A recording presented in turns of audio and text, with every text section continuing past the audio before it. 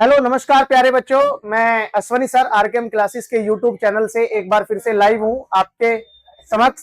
आज हम class 10th का चैप्टर नंबर 1 के वन शॉट करने वाले हैं और उसमें कुछ प्रीवियस ईयर क्वेश्चन भी हम यहां से करने वाले हैं जो कि एग्जाम में देखने को हर बार मिलते हैं।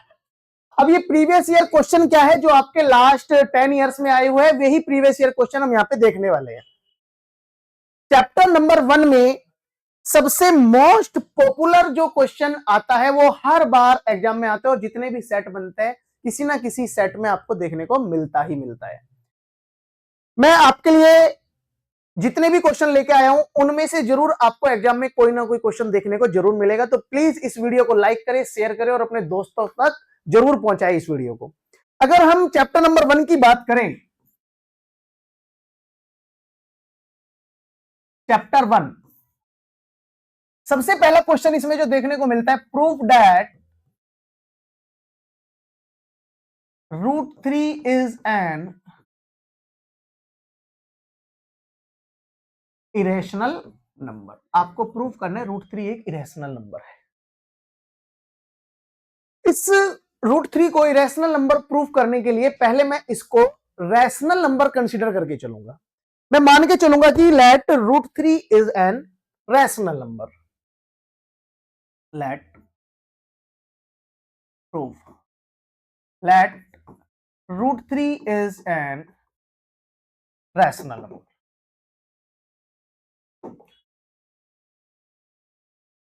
√3 is an रैशनल नंबर। मैंने माना √3 एक रैशनल नंबर है। अगर ये √3 एक रैशनल नंबर है तो मैं इसको p बाई क्यू की फॉर्म में लिख सकता हूं। क्यों? क्योंकि रैशनल नंबर जितने भी होते हैं उनको p बाई क्यू की फॉर्म में लिखा जाता है, या in other word a by b की फॉर्म में लिखा जाता है, और जहां पे डिनोमिनेटर जीरो नहीं होता है। तो यहां से मैं अगर √3 को रैशनल नंबर कंसीडर करा, देन √3 किसके बराबर होगा? a बाई b के। और यहां पे लिखना पड़ेगा where a and b are coprime number.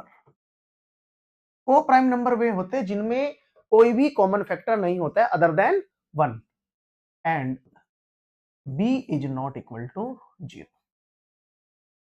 √3 मैंने a बाई b की फॉर्म में लिया, तो यहां से √3 b बराबर कितना आ जाएगा? a। क्रॉस मल्टीप्लाई कर दिया, √3 b is equal to a। यहां से स्क्वायर करेंगे दोनों साइड का, स्क्वायरिंग बोथ साइड, दोनों साइड का स्क्वायर करेंगे तो √3b का whole square equal to a square. √3 का स्क्वायर करेंगे तो 3 आएगा, b square is equal to a square. तो यहां से b स्क्वायर बराबर कितना आ जाएगा? a square by 3। ये 3 डिवाइड में आ गया, यानी कि b स्क्वायर बराबर आया मेरे पास में a स्क्वायर बाई 3। इसका मतलब ये है कि a square is divisible by 3। It means a square is divisible by 3। अगर a स्क्वायर 3 से डिविजिबल है तब 100% a is also divisible by 3। For example, जैसे मैंने कहा 5 का स्क्वायर है और ये 5 से डिवाइड करना है, इसका मतलब है 5 इंटू 5, 5 से कैंसिल हो रहा है। जब a स्क्वायर ही 5 से कैंसिल हो रहा है तो पक्की बात है a भी किससे कैंसिल होगा? 5 से कैंसिल होगा ही होगा। अगर a 3 से कैंसिल हो रहा है देन a अपॉन 3 बराबर के, where k is a constant. भाई अगर मैं a को 3 से डिवाइड करूंगा तो कोई ना कोई नंबर तो आएगा। जैसे मैंने कहा कि आप 8 को 2 से डिवाइड करो, तो डिवाइड करने पे 4 आ रहा है कि नहीं आ रहा है?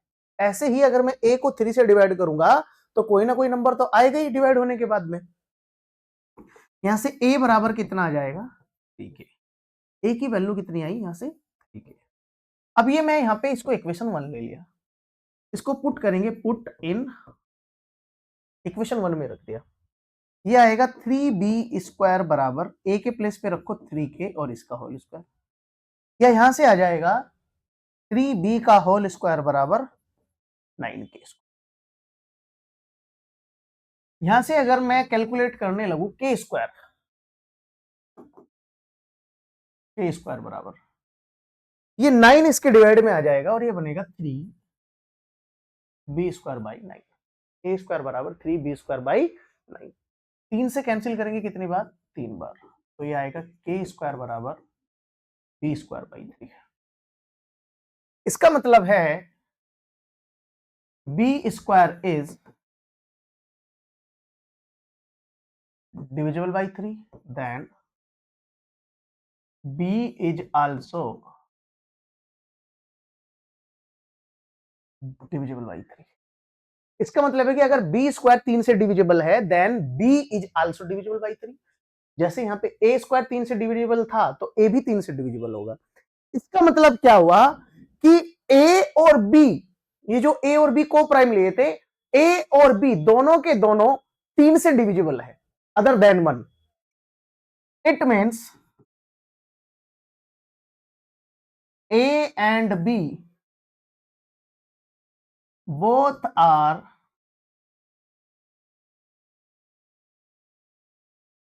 divisible by 3, divisible by 3। so a and b are not co-prime number because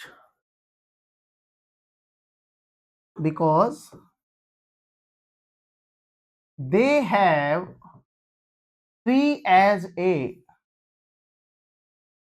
common factor other than 1।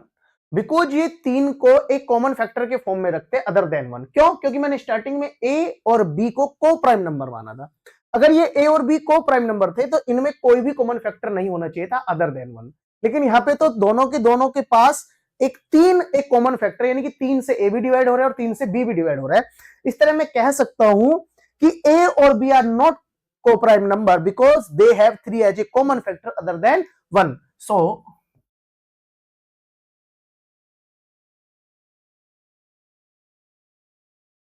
Due to contradiction our assumption is wrong. तो यहां लिखेंगे so √3 is an irrational number. तो √3 कैसा नंबर होगा भाई? इरेशनल नंबर होगा। ये एक रैशनल नंबर नहीं होगा, क्योंकि रैशनल नंबर होता तो a अपॉन b की फॉर्म में लिखा था, और a अपॉन b की फॉर्म में लिखा था तो इनमें कोई भी कॉमन फैक्टर नहीं होना चाहिए था अदर देन 1। लेकिन इन दोनों के पास 3 भी एक कॉमन फैक्टर के फॉर्म में है अदर देन 1। इसलिए we can say √3 is an irrational number. इसमें एक क्वेश्चन और आता है जो सबसे पॉपुलर क्वेश्चन है, वो भी 2 से 3 मार्क्स में आपसे पूछा जाता है।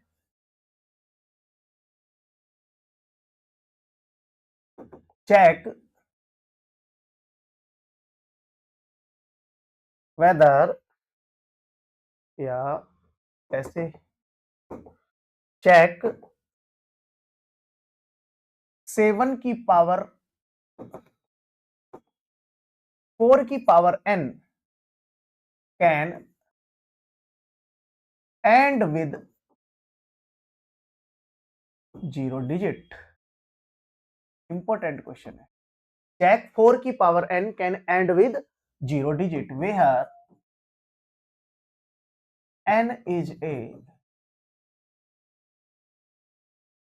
Natural number. और n कैसा नंबर है? यहाँ पे एक नेचुरल नंबर है। आपको बताना है कि जो 4 की पावर n है, अगर मैं यहाँ पे n की वैल्यू रखता चला जाऊं 1 2 3 4 5, तो वो कहीं ना कहीं 0 आता है कि नहीं आता है, ये आपको बताना है। सॉल्यूशन देखो, आपको n बराबर दिया है 1 2 3 4 5, यानी कि नेचुरल नंबर है।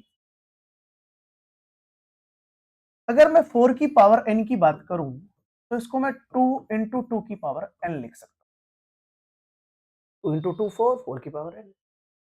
अब n के प्लेस पे मेरे को चेक करना है वैल्यू रख रख के नेचुरल नंबर की, क्या इसके एंड में 0 आएगा। अगर 4 की पावर 1 लिखा जाए तो 2 इंटू 2 की पावर 1।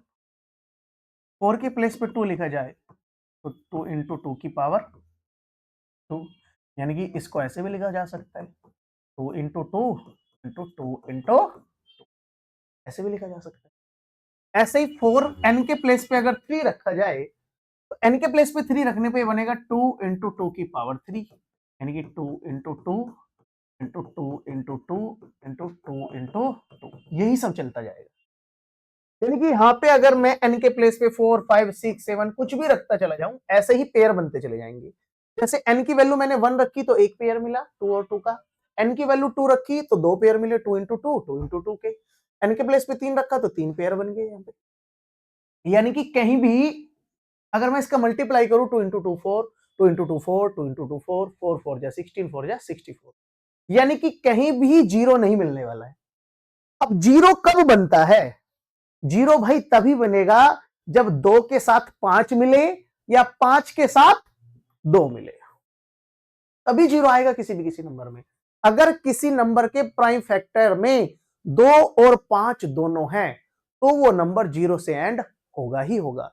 जैसे मैंने कहा आपके पास नंबर है 20, इसके प्राइम फैक्टर बने क्या 2 इंटू 2 इंटू 5, यानी कि 2 और 5 का होना जरूरी है। At least one pair of 2 and 5 containing the number, then we can say the number is divisible, the number is and with 0 digit। तो यहां लिखेंगे इन prime factor of 4, in prime factor of 4 there is no, the prime factor of 4 there is, the prime factor of 4, the prime factor is 4 is not containing 2 and 5 as a prime factor, यानी कि 2 और 5 नहीं है इसमें, और कोई number तभी zero से एंड होगा जब उसके प्राइम फैक्टर में 2 और 5 हो। यहां पे तो 2 2 है, 5 मिला ही नहीं है। 2 and 5 as a prime factor, या एक वर्ड और लिख सकते हैं 2 and 5 both, 2 and 5 both as a prime factor, then we can say in the prime factor is not containing 2 and 5 both as a prime factor, then we can say 4 की power n can not and with 0 digit, तो ये 0 से and नहीं होगा। अगर भाई इसके prime factor में 2 और 5 दोनों आ जाते तो मैं बोल देता कि भाई ये 0 पे एंड हो जाएगा, लेकिन इसमें आया नहीं है। अगर नहीं आया तो ये 0 पे एंड कभी भी नहीं होगा। ऐसे ही आपसे पूछ लिया जाता 7 की पावर n, भैया 7 की पावर n में तो 2 भी नहीं होता, 5 भी नहीं होता, दोनों ही नहीं है इसमें तो। ऐसे आपसे पूछ लेगा 14 की पावर n, भैया 14 की पावर n में 2 तो आता है लेकिन 5 नहीं आता है, यानी कि वही नंबर 0 पे एंड होगा जिसमें जिसके प्राइम फैक्टर में 2 और 5 दोनों आते होंगे। अगर 2 और 5 दोनों होंगे तो तब हम बोल सकते हैं कि ये नंबर 0 से एंड होगा, या 0 से कोई नंबर एंड में उसके नंबर के 0 आ जाएगा। जैसे कुछ क्वेश्चन है बेटा जो आपके एग्जाम में आए हुए हैं, ये सब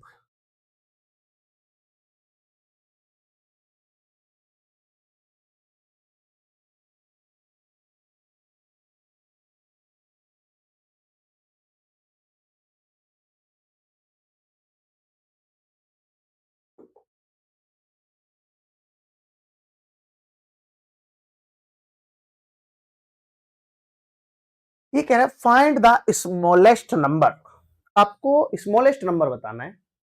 एक सेकंड बेटा, थोड़ा टाइम ले रहा है ओपन होने में पीडीएफ।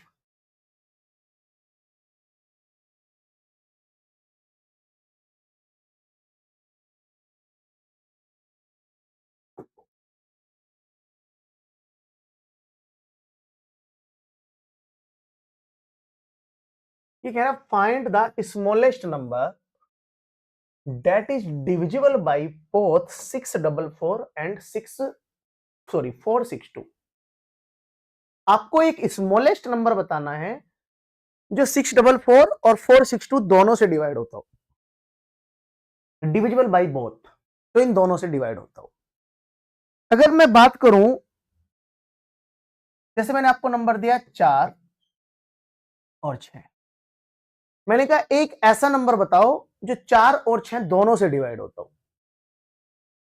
तो 4 और 6 से दोनों से डिवाइड वही नंबर होगा जो 4 और 6 के टेबल में आता होगा, दोनों में सेम नंबर आता हो।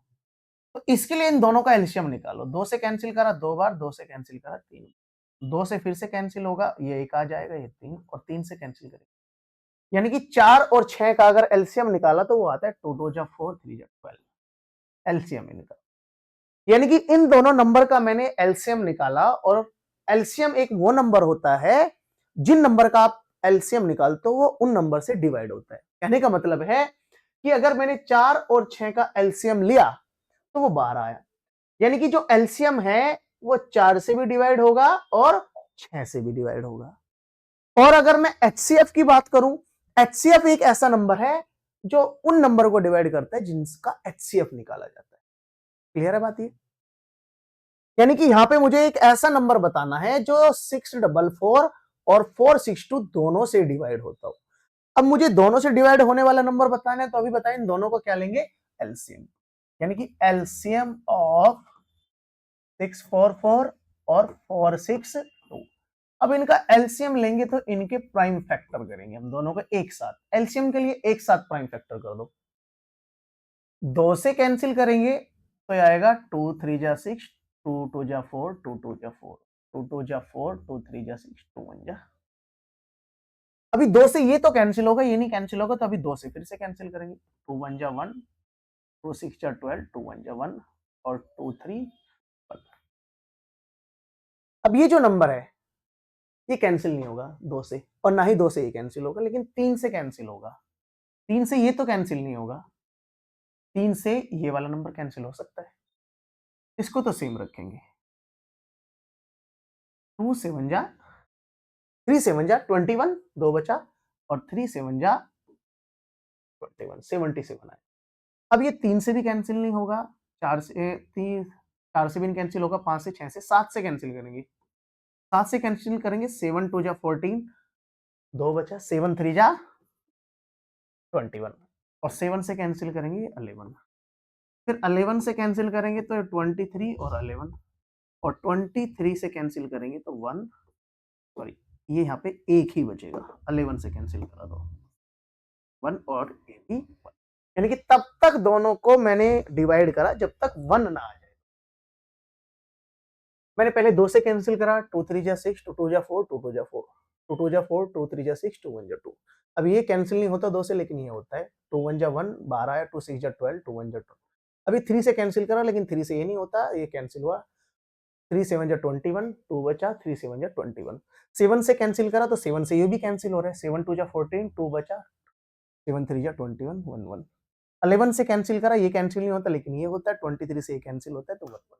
यानी कि एलसीएम ऑफ 644 और 462, यानी कि इनके जो प्राइम फैक्टर करा मैंने दोनों में, 7 इंटू 11 इंटू 20, ये आया 2 2 जा 4, 4 3 जा 12 और 84 इंटू 11 इंटू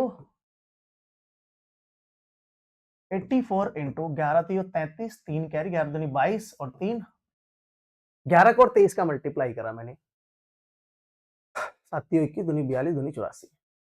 यहां से 253 में 84 का मल्टीप्लाई करेंगे तो 4 3 12, 1 25 चौका 100 और 1 8 3 24, 2 कैरी, 25 8 200 और 2 200।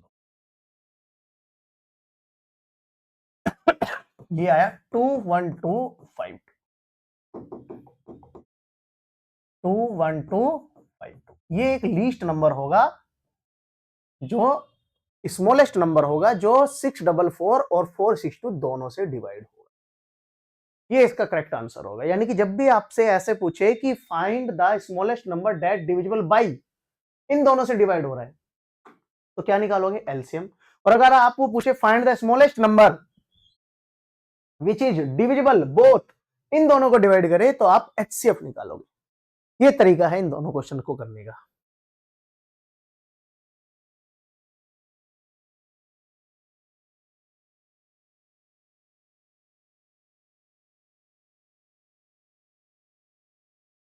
ये कह रहा है 2 number are in the ratio 4:5 and their HCF is 11.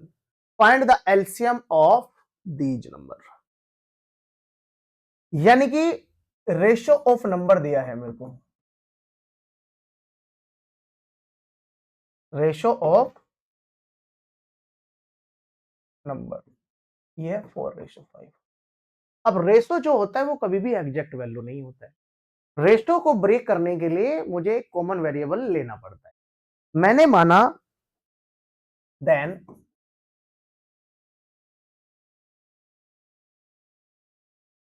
First number कितना होगा 4x एंड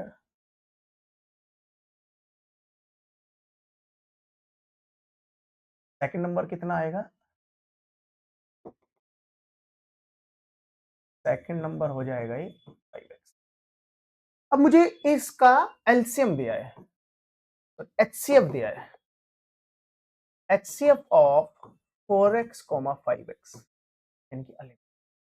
अब मैं आपको बता दूं, जब भी दो नंबर रेशो में दे और जो एचसीएफ होता है, अगर मैं उन नंबर में एचसीएफ से मल्टीप्लाई कर दूं तो मुझे वो नंबर निकल के आ जाते हैं। अब ये जो x लगाया है ना मैंने मल्टीप्लाई में, 4x और 5x करा है, ये जो x है वो इन दोनों का एचसीएफ ही है। क्लियर है? हालांकि अगर मैं ना भी लिखता ये, तो भी अगर मैं डायरेक्ट मल्टीप्लाई कर देता एचसीएफ से नंबर की, तो मेरे पास नंबर ही निकल के आता। यानी कि जो x है वो एचसीएफ है। वो कह रहा है find the LCM of these number. आपको पता है एलसीएम गुणा एचसीएफ इक्वल होता है प्रोडक्ट ऑफ नंबर के। अब एलसीएम कितना है मेरे पास में, एलसीएम निकालना है। एचसीएफ 11 दिया है मेरे, प्रोडक्ट ऑफ नंबर क्या होगा 4x इंटू 5x, यानी कि एलसीएम इंटू 11 बराबर क्या आएगा 5 4 जा 20 एक्स स्क्वायर, या एलसीएम इंटू 11 बराबर ये जो x है ये एचसीएफ है 11 का स्क्वायर, एक 11 से एक 11 कट जाएगा, तो एलसीएम बराबर 20 इंटू 11 यानी कि 11 दूनी 22, 220 इनका एलसीएम है। और अगर वो नंबर पूछ लेता तो नंबर यहां से आ जाता, 4 का मल्टीप्लाई 11 से करते तो 44, और 5 का मल्टीप्लाई भी 11 से करेंगे तो कितना आएगा, यानी कि 44 और 55 ये मेरे दोनों नंबर हो जाएंगे। यानी कि एचसीएफ जब भी आपको नंबर देगा रेशो में और आपको एचसीएफ देगा, तो एचसीएफ का डायरेक्ट मल्टीप्लाई आप नंबर से कर दो, तो आपके रेशो से कर दो तो आपके नंबर निकल के आ जाएगी। Most important question,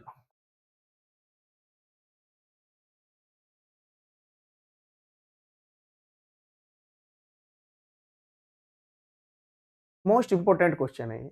3 set of physics, chemistry and mathematics book have to be stuck in such a way that all the book are stored subject wise and the height of each stuck in the same। वो कह रहा है 3 set है आपके पास books के, physics की है, chemistry की है और मैथ्स की है, और उनको आप स्टक मतलब एक तरीके से उनको रखना है, ढेरा बनाना है। तो that all the book are store subject wise, और जितने भी आपको स्टक्स बनाने हैं, यानी कि इस तरीके से आपको लाइन में बुक रखना है, वो एक सेम ही सब्जेक्ट की हो, यानी कि केमिस्ट्री वाले स्टक में केमिस्ट्री को, फिजिक्स वाले में फिजिक्स की और मैथ्स वाले में मैथ्स की, यानी कि कोई भी बुक्स मिक्स नहीं होनी चाहिए। और उनका हाइट भी, जो आप स्टक्स बनाओगे उनका हाइट भी सेम होना चाहिए। The number of physics book, number of physics book है 144, नंबर ऑफ केमिस्ट्री बुक दिया है 180 and number of mathematics book दिया है 192। Assuming that the books are of the same thickness, यानी कि जो बुक है उनकी थिकनेस भी सेम है, determine the number of stacks of physics, chemistry and mathematics book. अगर बेटा मैं यहां से इन दोनों का, इन तीनों का एचसीएफ निकालू, एचसीएफ ऑफ 144, 180, 192, तो अब एलसीएम तो निकाल नहीं सकता, क्योंकि भैया एलसीएम तो इन तीनों का इनसे ज्यादा ही आएगा, और अगर एलसीएम इन तीनों का ज्यादा आएगा, तो मुझे एक बात बता दो कि भैया बुक ही मेरे पास 144 है, और 144 को डिवाइड करने लगो तो भाई कहां से डिवाइड कर पाऊं, ये बताओ, ये नंबर ऑफ बुक्स थोड़ी होगी मेरे पास में। एलसीएम तो इन तीनों का ज्यादा आएगा, सोचने की बात है, मेरे पास इतनी बुक्स थोड़ी है। इन तीनों का एचसीएफ निकालूंगा मैं, और HCF निकालने के बाद जो HCF आएगा वो इन तीनों को डिवाइड करेगा और वो मुझे बताएगा कि कितने स्टक्स बनेंगे डिवाइड करने के बाद।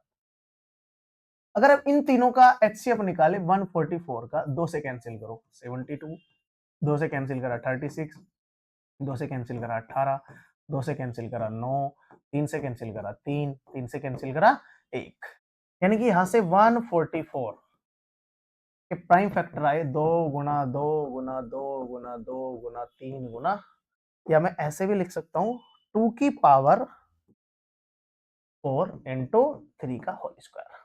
2 2 जा 4, 2 जा 8, 2 जा 16, 3 जा 48 और 3 जा 144।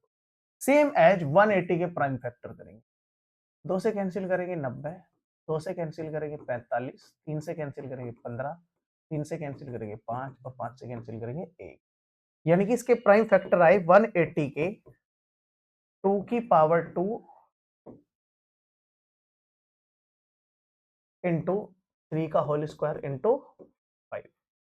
सेम एज 192 के प्राइम फैक्टर करेंगे, 2 से कैंसिल करेंगे 2 9 जा 18, 2 6 जा 12, 2 से कैंसिल करेंगे 2 4 जा 8, 16 बचा, 2 8 जा 6, 2 से कैंसिल करेंगे 2 2 जा 4, 24, 12, 2 से कैंसिल करा 6, 2 से कैंसिल करा 3 और 3 से कैंसिल करा 1, यानी कि 1 2 3 4 5 6। यहां से 192 का आया 2 की पावर 6 और इंटू 3। अब अगर इनके HCF की बात करें, HCF ऑफ 144, 180, 192, कॉमन 2 की पावर कितना है 2 और 3 का पावर 1, यानी कि 4 इंटू 3 कितना आया 12, इन तीनों का HCF आया। अब HCF अगर 12 आया तो determine the number of stacks of physics, chemistry and mathematics book. Numbers of stacks of physics book, physics की टोटल नंबर बुक थी 144, 144 और HCF आया 12, कितना आया 12। Number of stacks of chemistry book, chemistry की कितनी बुक है मेरे पास में 180, और इसको 12 से डिवाइड करेंगे तो कितना आएगा भाई 15। Number of stacks of mathematics book, mathematics की है मेरे पास 192, और 12 से इसको कैंसिल करेंगे तो ये आएगा 12 एकम 12, 7 12 छिक 72, 16, यानी कि फिजिक्स की बुक के 12 स्टक्स बनेंगे, केमिस्ट्री की बुक के 15 बनेंगे, और मैथमेटिक्स की बुक के कितने स्टक्स बनेंगे 16 स्टक्स आपको बनाने पड़ेंगे, जिससे उनकी हाइट क्या रहेगी, सबकी सेम रहेगी। अगला क्वेश्चन भी सेम इसी तरीके का है, अच्छा थोड़ा सा अलग है अगला question.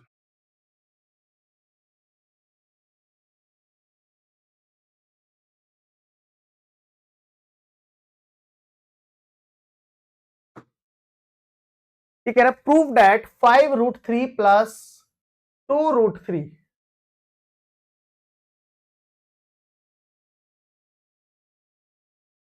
is an irrational number where √3 is an irrational number।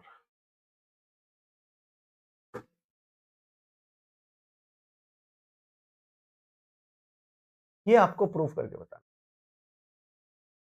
Prove that 5√3 plus 2/3 is an irrational number given that √3 is an irrational number।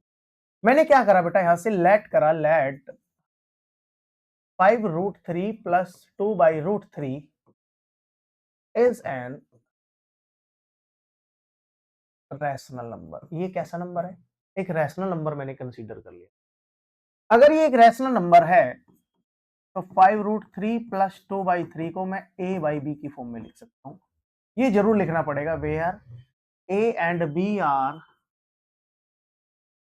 को prime and b is not equal to 0, b का value 0 के बराबर नहीं है, जैसे मैंने first question में ही कराया था, where a and b are coprime ये देखो फर्स्ट क्वेश्चन मैंने आपको कराया था,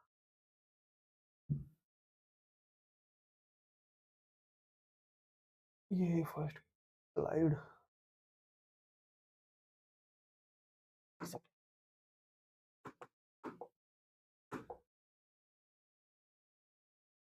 ये देखो बेटा फर्स्ट स्लाइड मैंने लिखा था where A and B are coprime number and B is not equal to 0। ये फर्स्ट स्लाइड में मैंने कराया था। सेम इसी तरीके से ये क्वेश्चन है, यहां से आएगा 5√3 is equal to a by B. 2/3 को इधर लेके जाएंगे तो माइनस का हो जाएगा, या 5√3 एलसीएम आएगा इसका 3b, तो ये बनेगा 3a माइनस 2b। यहां से √3 बराबर आ जाएगा 3a माइनस 2b अपॉन 5 का मल्टीप्लाई 3 से करेंगे तो 15। आपको पता है अगर मैं दो रैशनल नंबर को माइनस करता हूं तो मुझे रैशनल नंबर मिलता है, दो रैशनल नंबर का मल्टीप्लाई करता हूं तो मुझे रैशनल मिलता है, दो रैशनल नंबर को अगर मैं डिवाइड करता हूं तो भी मुझे रैशनल नंबर ही मिलता है। लेकिन यहाँ पे कंडीशन क्या है, अब देखो जरा, 3a minus 2b upon 15b is a rational number. ये तो रैशनल नंबर होगा भाई, क्योंकि मैंने रैशनल नंबर कंसीडर करा। तो √3 will be a rational number, तो फिर √3 भी कैसा नंबर होना चाहिए भाई, रैशनल नंबर होना चाहिए। But √3 is an irrational number. भाई √3 तो कैसा नंबर होता है, इरेशनल नंबर होता है। अभी मैंने प्रूफ करा, सबसे पहले यही प्रूफ करा, यानी कि ये रैशनल है तो ये भी रैशनल होना चाहिए। बट √3 कैसा नंबर होता है भाई, इरेशनल नंबर होता है। ये तो गलत हो गया फिर हमारा, मतलब यहाँ पे इरेशनल और रैशनल बराबर हो गए। ये तो कभी पॉसिबल ही नहीं है कि एक इरेशनल नंबर और एक रैशनल नंबर दोनों इक्वल हो जाए। तो यहां से मैं कह सकता हूं सो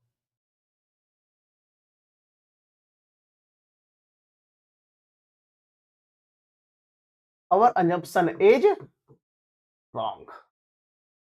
और इससे पहले एक वर्ड और आएगा, ड्यू टू कॉन्ट्राडिक्शन। यहां तो कॉन्ट्राडिक्शन हो गया है प्राइम और B is not equal to 0। तो due to contradiction our assumption is wrong, hence 5√3 plus 2/3 is an irrational number. ये कैसा नंबर होगा भाई, एक इरेशनल नंबर होगा। ये इस तरीके से आपको उसने पहले से बता दिया था कि √3 तो भैया इरेशनल नंबर है। जब ये √3 इरेशनल है तो ये रैशनल है, ये तो कभी इक्वल ही नहीं होंगे। अगर ये इक्वल नहीं होंगे तो मैं सीधा लिखूंगा 5√3 plus 2/3 is an irrational number.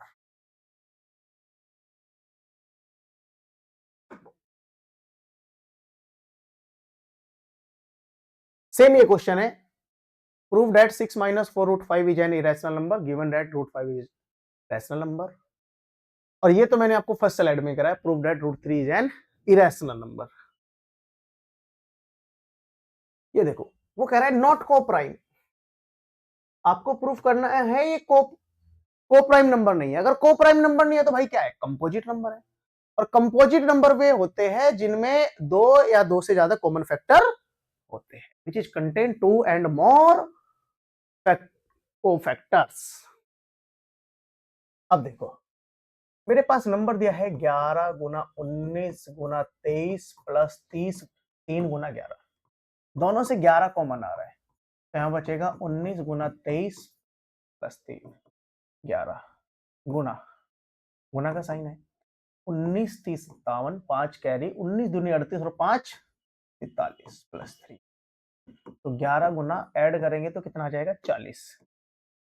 अब देखो भाई ये जो नंबर है 11 से भी कट रहा है, ये नंबर 2 से भी कट रहा है, ये नंबर भाई 4 से भी कट रहा है, और ये नंबर खुद ये 44 से भी कट रहा है, और 440 से तो कट ही रहा है। यानी कि ये जो नंबर है ये तो भैया मोर देन 2 फैक्टर कंटेन कर रहा है। This number is containing more than 2 factors, so we can say we can say it is a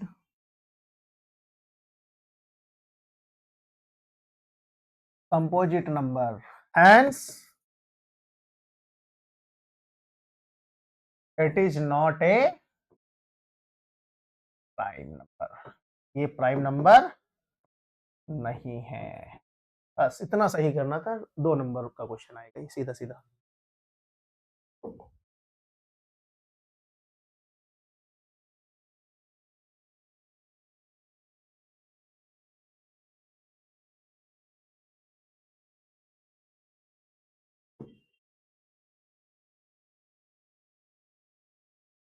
in a teacher workshop the number of teacher teaching French, Hindi and English are, यानी कि French के teacher क्या है, कितने हैं? Number of French teacher 48, number of Hindi teacher 80, number of English teacher, English के teacher है 144।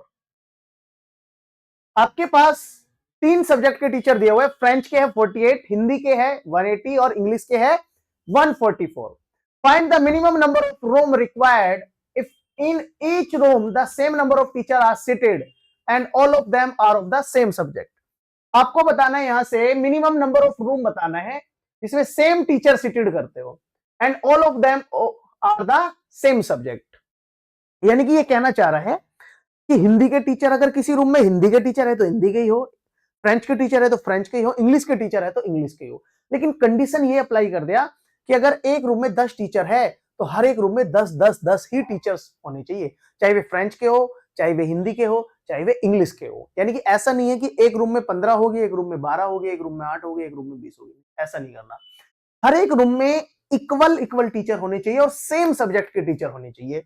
यानी कि यहां से आप एचसीएफ निकालो इन सब का।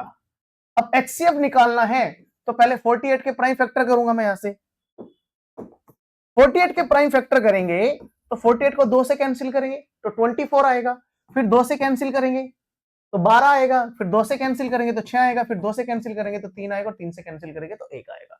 2 टू जा 4, 4 टू जा 8, 8 टू जा 16, 16 3 जा 48। अब 80 के प्राइम फैक्टर करेंगे तो 2 से कैंसिल करेंगे तो 40 आएगा, फिर 2 से कैंसिल करेंगे तो 20 आएगा, फिर 2 से कैंसिल करेंगे तो 5 आएगा, 2 से कैंसिल करा 40, 2 से कैंसिल करा 20, 2 से कैंसिल करा 10, 2 से कैंसिल करा 5 और 5 से कैंसिल करेंगे तो 1। 2 टू जा 4, 2 जा 8, 2 जा 16, 5 जा 80। सेम एज 144 के करेंगे, 2 से कैंसिल करा 72, 2 से कैंसिल करा 36, 2 से कैंसिल करा 18, 2 से कैंसिल करा 9, 3 से कैंसिल करा 3, 3 से कैंसिल करा 1। 2 टू जा 4, 2 जा 8, 3 जा, तो 2 टू जा 4, 2 जा 8, 2 जा 16, 3 जा 48, 3 जा 144। अब यहां से मुझे इन तीनों का ना एचसीएफ निकालना है। इन तीनों का एचसीएफ निकालेंगे। एचसीएफ ऑफ 48, 80 और 144। कॉमन क्या है? 2, एक ये कॉमन, एक ये कॉमन, एक ये कॉमन और एक ये कॉमन। यानी कि यहाँ पे 2 की पावर कितना था? 4। यहाँ पे भी 2 की पावर कितना है? 4। यहाँ पे भी 2 की पावर कितना है? 4। बस, और कोई कॉमन नहीं है यहाँ पे। यानी कि यहाँ पे कितना है? 2 की पावर 4 विल बी 16। 2 जा 4, 2 जा 8, 2 जा 16, 3 जा 48, 2 जा 4, 2 जा 8, 2 जा 16, 5 जा 80, 2 जा 4, 2 जा 8, 2 जा 16, 3 जा 48, 3 जा 140, सॉरी 148। और यहाँ पे कितना था? 2 की पावर 4, 1 2 3 4, 1 2 3 4, 1 2 3 4। यानी कि कॉमन क्या है इनमें? 2 की पावर 4। यानी कि एचसीएफ कितना है इसका? 16। तो minimum number of room required पूछा था इसने, तो पहले यहां से निकाल लेते हैं number of room.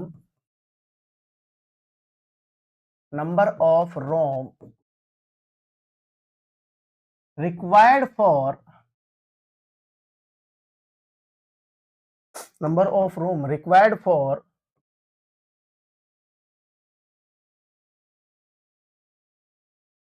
French teacher.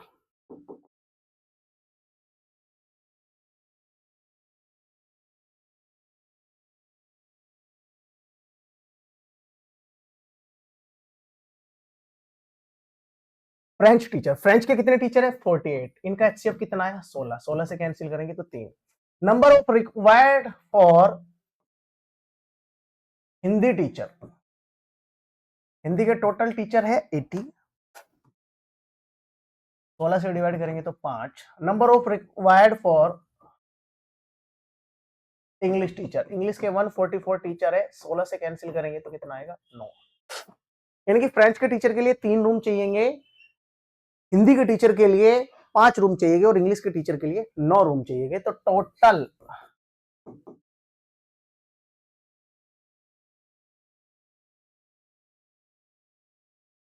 Minimum number of room, इन सबको प्लस करेंगे, 3 + 5 + 9, 3 और 5 8 और 9 17, 3 और 5 14, 3 17।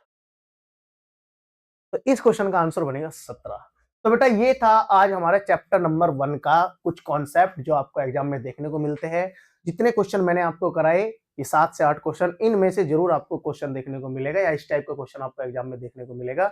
तो हमारी वीडियो को लाइक करिए, शेयर करिए और कमेंट करके जरूर बताइएगा कि आपको किस क्वेश्चन में कोई डाउट है, तो मैं नेक्स्ट क्लास में जरूर इसको कंसीडर करूंगा। Thank you.